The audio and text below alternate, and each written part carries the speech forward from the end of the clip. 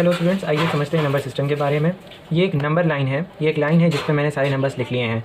बीच में 0 है, उसके राइट साइड जाएंगे तो पॉजिटिव 1 2 3 4 है और लेफ्ट साइड जाएंगे तो नेगेटिव 1 2 3 4 है। इस तरीके से हम सारे के सारे नंबर्स लिख लेंगे और ये इन्फिनिटी तक चला जा रहा है दोनों साइड। अब हमें किस तरह के नंबर्स होते हैं ये समझते हैं। अगर मैं 1 से उठा करके सारे के सारे राइट साइड के नंबर्स 2 है, 3 है, 4 है, 5 है एंड सो ऑन, ये सारे उठा के एक झोले में भर लूँ तो मैं कहूँगा सारे के सारे नेचुरल नंबर्स हैं।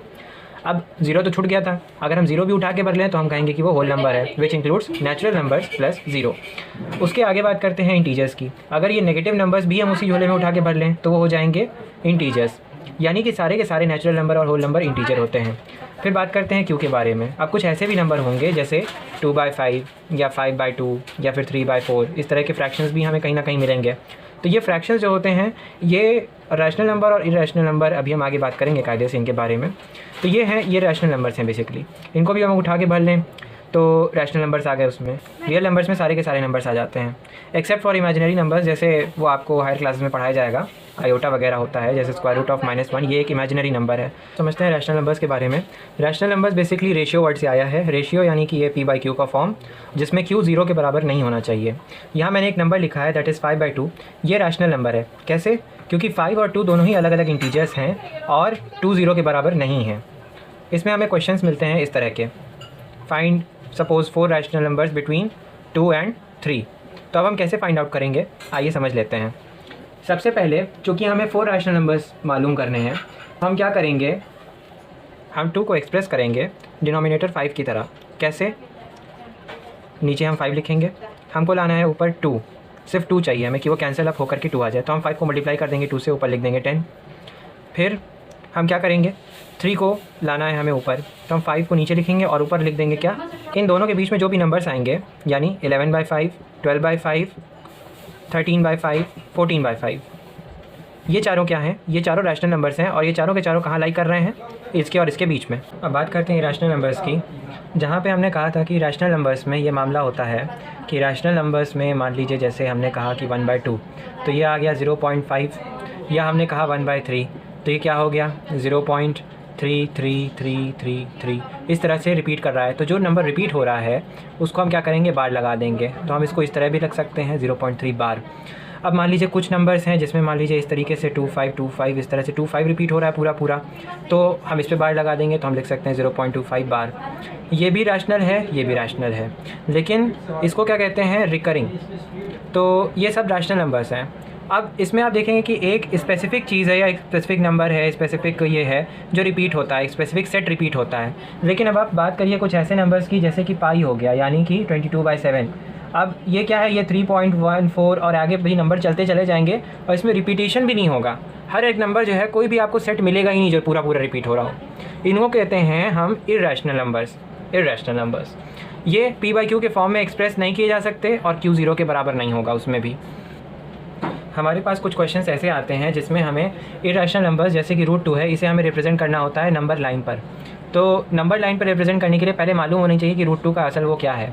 मान लीजिए ये एक राइट एंगल ट्राइंगल है, इसमें ये साइड 1 सेंटीमीटर है, ये साइड भी 1 यूनिट है, तो ये क्या हो जाएगा, square root of 1 square plus 1 square is equal to √2।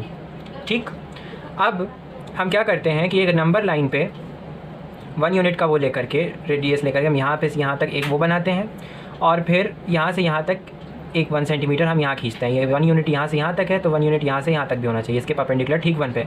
अब ये जो है यहाँ से ये हाइपोटेन्यूज, ये हमें मालूम है कि ये हो जाएगा √2 यूनिट्स।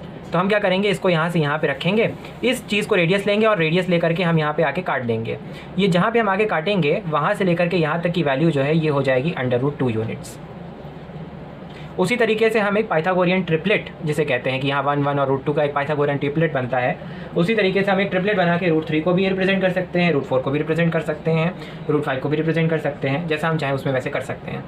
अच्छा, हम कोई भी रियल नंबर को एक्सपैंड करें तो उसमें 2 चीज़ आएगी। मान लीजिए ये 2/4 है, या कोई और एग्जाम्पल ले लीजिए, मान लीजिए अगर हम इसकी जगह 8/2 ले लें, तो 8/2 में क्या है, हम ये इसको इस तरह लिखेंगे 2 4 8 8, यहाँ फाइनली हमें 0 मिल गया। तो यह तो रिमाइंडर जो है 0 के बराबर आ गया। अब या तो फिर क्या होगा कि 2 चीज़ें हो सकती हैं, या तो कोई स्पेसिफिक नंबर रिपीट करे खुद को जैसा कि रैशनल में होता है, और या तो वो खुद को रिपीट ना करे और वो नंबर चलता चला जाए, जैसे 1.314 इस तरीके से वो रूट का वो जो है आप जब सॉल्व करेंगे तो वो भी चलता चला जा रहा है, पाई की भी वैल्यू चलती चली जा रही है, तो उसको हम क्या कहेंगे, उसको हम कहेंगे इर्रेशनल नंबर।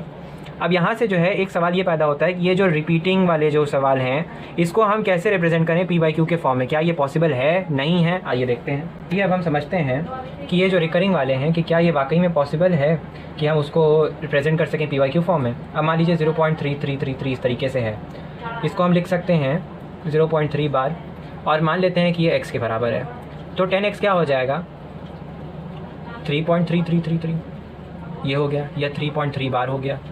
ठीक, ये क्या है 3 + 0.3 है ऑलमोस्ट, तो हम लिख सकते हैं कि 10x is equal to 3 + x, यहाँ से हमने लिखा। अब इस x को दूसरी तरफ भेजिए तो क्या हो जाएगा 10x - x यानी 9x is equal to 3, x is equal to 3/9 is equal to 1/3। तो ये आ गया p बाई क्यू फॉर्म। आइए अब समझते हैं रैशनलाइजिंग इरेशनल नंबर्स के बारे में। इसमें काफ़ी सारी आइडेंटिटीज़ यूज़ होती हैं, जैसे a + b whole square is equal to a² + b² + 2ab। ये सब जो आप पहले पढ़ के आए हैं, a² - b² is equal to a + b × a - b। इस तरीके की चीज़ें जो है यूज़ होती हैं। अब वो कैसे यूज़ होंगी अब आप समझ लीजिए। मान लीजिए हमसे कहा गया 1/2 - √2, इसको रेशनलाइज करना है, तो हम क्या कहेंगे कि हम इसको मल्टीप्लाई कर देंगे, इसको प्लस करके 2 + √2 अपॉन 2 + √2। सेम चीज़ नीचे वाले का साइन देखेंगे और टर्म्स देखेंगे, टर्म्स सेम होने चाहिए, साइन डिफरेंट हो जाना चाहिए बस। इसकी जगह प्लस आ गया तो क्या हो जाएगा, ये आ जाएगा 2 + √2 अपॉन 2 - √2 इंटू 2 + √2। तो ये a - b into a + b का फॉर्म है, तो क्या हो जाएगा a² - b² √2 का स्क्वायर 2 हो जाएगा, तो 2 का स्क्वायर 4 - 2 इज इक्वल टू 2।